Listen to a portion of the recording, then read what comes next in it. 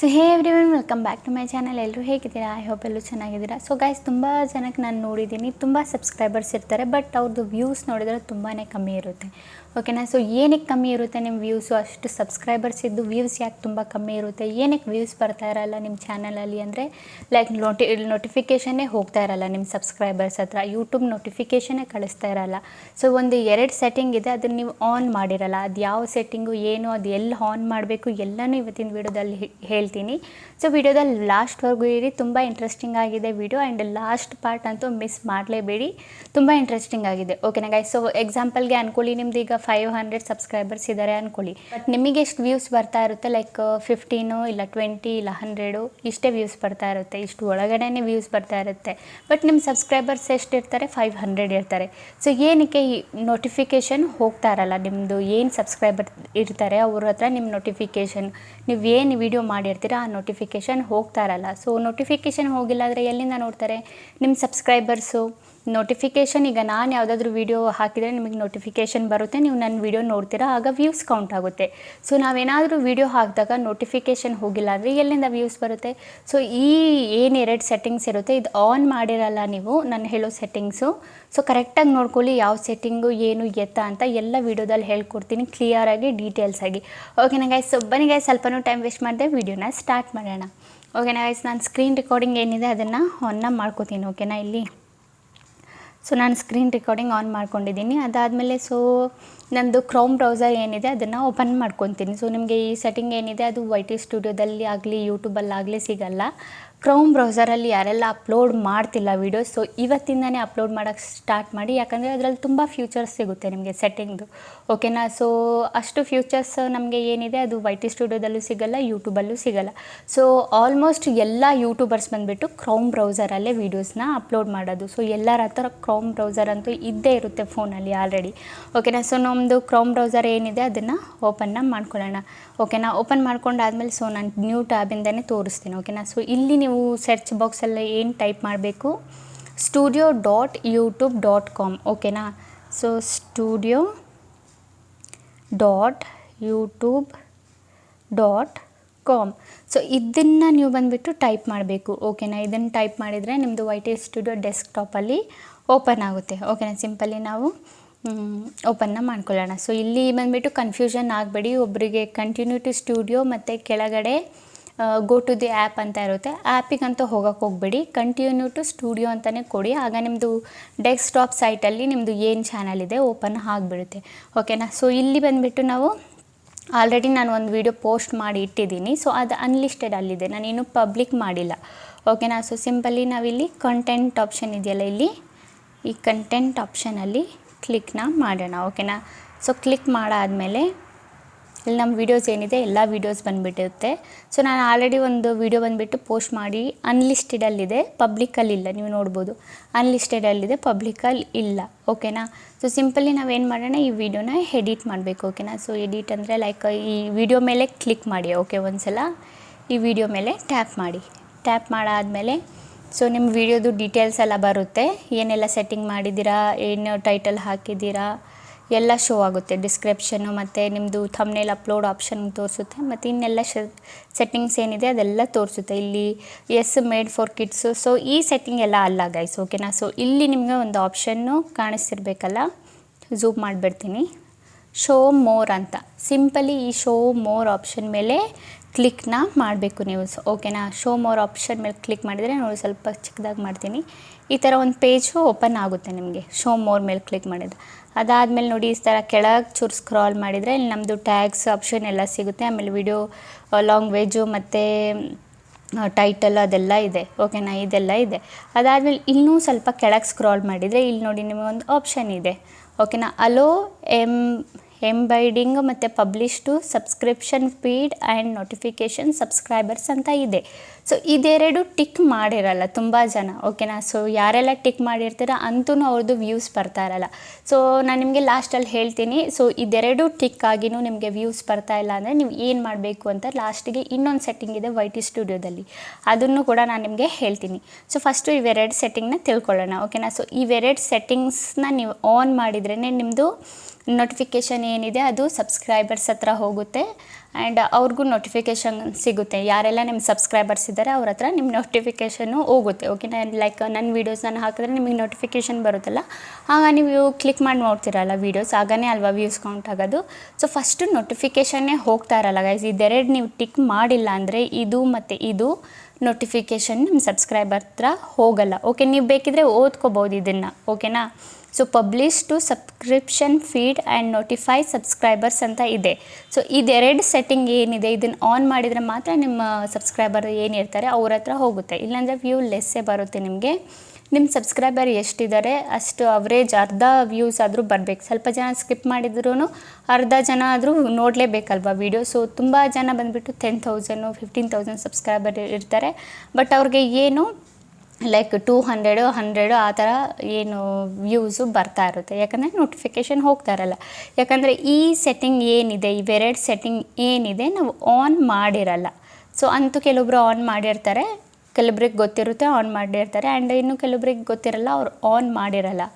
Make sure ನೀವು publish ಮಾಡೋಕ್ಕಿಂತ ಮುಂಚೆ, ಓಕೆನಾ, ಮುಂಚೆ YT ಸ್ಟುಡಿಯೋದಲ್ಲಿ ನಿಮಗೆ ಈ ಆಪ್ಷನ್ ಸಿಗಲ್ಲ. YT ಸ್ಟುಡಿಯೋದಲ್ಲಿ ನಿಮಗೆ ಈ ಆಪ್ಷನ್ ಸಿಗೋದು ಯಾವುದರಲ್ಲಿ, ಕ್ರೌಮ್ ಬ್ರೌಸರಲ್ಲಿ ಮಾತ್ರ ನಿಮಗೆ ಈ ಆಪ್ಷನ್ ಸಿಗುತ್ತೆ. ಸೊ ಈ ಎರಡು ಆಪ್ಷನ್ ಕರೆಕ್ಟಾಗಿ ನೋಡ್ಕೊಳ್ಳಿ. ಈ ಎರಡು ಆಪ್ಷನ್ ಬಂದುಬಿಟ್ಟು ಶೋ ಮೋರ್ ಏನಿರುತ್ತೆ ಅಲ್ಲಿ ಹೋಗ್ಬಿಟ್ಟು ಈ ಎರಡು ಆಪ್ಷನ್ನು ಟಿಕ್ನ ಮಾಡಬೇಕು. ಓಕೆನಾ, ಈ ಥರ ಟಿಕ್ ಮಾಡಿ. ಟಿಕ್ ಮಾಡಾದಮೇಲೆ ಇಲ್ಲಿ ನಿಮಗೆ ಒಂದು ಆಪ್ಷನ್ ಕಾಣುತ್ತೆ, ಸೇವ್ ಆಪ್ಷನ್ನು. ಸೊ ನಾನು ಆಲ್ರೆಡಿ ನೋಡಿ ಇದೆರಡು ಟಿಕ್ ಮಾಡಿದ್ದೀನಿ. ಓಕೆನಾ, ಈಗ ನಾನು ಟಿಕ್ ಮಾಡಿದ್ದೀನಿ ನಿಮಗೆ ತೋರ್ಸೋಕ್ಕೋಸ್ಕರ. ಟಿಕ್ ಮಾಡಾದಮೇಲೆ ಇಲ್ಲಿ ಈ ಸೇವ್ ಆಪ್ಷನ್ ಮೇಲೆ ಕ್ಲಿಕ್ ಮಾಡಬೇಕು. ಓಕೆನಾ, ಸೇವ್ ಆಪ್ಷನ್ ಕಾಣಿಸ್ತಿದೆಯಲ್ಲ, ಸಿಂಪಲಿ ಇದ್ರ ಮೇಲೆ ಕ್ಲಿಕ್ ಮಾಡಿದರೆ ಏನಾಗುತ್ತೆ, ಇದು ಸೇವ್ ಆಗುತ್ತೆ. ಸೇವ್ ಆಗಿಬಿಟ್ಟು ಏನಾಗುತ್ತೆ, ನಿಮ್ಮ ಯಾರು ನಿಮ್ಮ ಸಬ್ಸ್ಕ್ರೈಬರ್ಸ್ ಇದ್ದಾರೆ ಅವ್ರ ಹತ್ರನೂ ನೋಟಿಫಿಕೇಷನ್ ಹೋಗುತ್ತೆ, ಶೋ ಆಗುತ್ತೆ ನೋಟಿಫಿಕೇಷನ್. ಸೊ ನನಗೂ ಕೆಲವೊಬ್ರು ಕೇಳಿದರು ಕಮೆಂಟಲ್ಲಿ, ಸೊ ನಾವೇನು ವೀಡಿಯೋ ಪೋಸ್ಟ್ ಮಾಡ್ತಾಯಿದ್ದೀವಿ, ಸೊ ನೋಟಿಫಿಕೇಷನ್ ಹೋಗ್ತಿಲ್ಲ ನಮ್ಮ ಸಬ್ಸ್ಕ್ರೈಬರ್ಸ್ ಹತ್ರ, ಹೇಗೆ ನೋಟಿಫಿಕೇಷನ್ ಕಳ್ಸೋದಂತ. ಈ ಸೆಟ್ಟಿಂಗ್ ನೀವು ಆನ್ ಮಾಡಿರಲ್ಲ, ಹಾಗಾಗಿ ನಿಮ್ಮ ಏನು ಸಬ್ಸ್ಕ್ರೈಬರ್ಸ್ ಇರ್ತಾರೆ ಅವ್ರ ಹತ್ರ ನೋಟಿಫಿಕೇಷನ್ ಹೋಗ್ತಾ ಇರಲ್ಲ. ಓಕೆನಾ, ಸೊ ಇದೆರಡು ಸೆಟ್ಟಿಂಗ್ ಆನ್ ಆಯಿತಾ. ಸೊ ಇದೆರಡು ಸೆಟ್ಟಿಂಗ್ ಆನ್ ಆದಮೇಲೆ ಈಗ ನಾವು YT ಸ್ಟುಡಿಯೋದಲ್ಲಿ ಹೋಗಿ ಹೇಳೋಣ. ಸೊ ಈ ಎರಡು ಸೆಟ್ಟಿಂಗ್ ಆನ್ ಮಾಡಿನೂ ನೋಟಿಫಿಕೇಷನ್ ಏನಾದರೂ ಹೋಗ್ತಿಲ್ಲ ಅಂದರೆ, ಸೊ ನಾವು YT ಸ್ಟುಡಿಯೋದಲ್ಲಿ ಯಾವ ಸೆಟ್ಟಿಂಗ್ ಆನ್ ಮಾಡಬೇಕು ನಮ್ಮ ನೋಟಿಫಿಕೇಷನ್ ಹೋಗಬೇಕಂದ್ರೆ, ಸಿಂಪಲ್ ಈಗ ನಾವು YT ಸ್ಟುಡಿಯೋ ಅಪ್ಲಿಕೇಶನ್ ಏನಿದೆ ಅದನ್ನು ಓಪನ್ನ ಮಾಡ್ಕೊಳ್ಳೋಣ. ಓಕೆನಾ, ಸೊ ಓಪನ್ ಮಾಡ್ಕೊಂಡಾದ್ಮೇಲೆ ಈ ಥರ ಒಂದು ಇಂಟರ್ಫೇಸ್ ಬರುತ್ತೆ. ಸೊ ನಾವು ಅನ್ಲಿಸ್ಟೆಡಲ್ಲಿ ವೀಡಿಯೋ ಇಟ್ಟಿದ್ದೀವಲ್ಲ ಆ ವೀಡಿಯೋನ ಓಪನ್ ಮಾಡ್ಕೊಳ್ಳೋಣ. ಸೊ ಇಲ್ಲಿ ಇದೆ ನೋಡಿ, ನಾನು ಅನ್ಲಿಸ್ಟೆಡಲ್ಲಿ ವೀಡಿಯೋ ಹಾಕಿಟ್ಟಿರೋದು. ಸೊ ಈ ವಿಡಿಯೋ ನಾನು ಅನ್ಲಿಸ್ಟೆಡಲ್ಲಿ ಹಾಕಿಟ್ಟಿದ್ದೀನಿ, ಇನ್ನೂ ಪಬ್ಲಿಕ್ ಮಾಡಿಲ್ಲ. ಓಕೆನಾ, ಈ ವಿಡಿಯೋನ ಓಪನ್ ಮಾಡ್ಕೊಳ್ಳೋಣ. ಓಪನ್ ಮಾಡ್ಕೊಂಡು ಆದಮೇಲೆ ನಿಮ್ಗೆ ಇಲ್ಲೊಂದು ಆಪ್ಷನ್ ಕಾಣಿಸ್ತಿರ್ಬೇಕಲ್ಲ, ಪೆನ್ಸಿಲ್ ಐಕಾನ್ದು.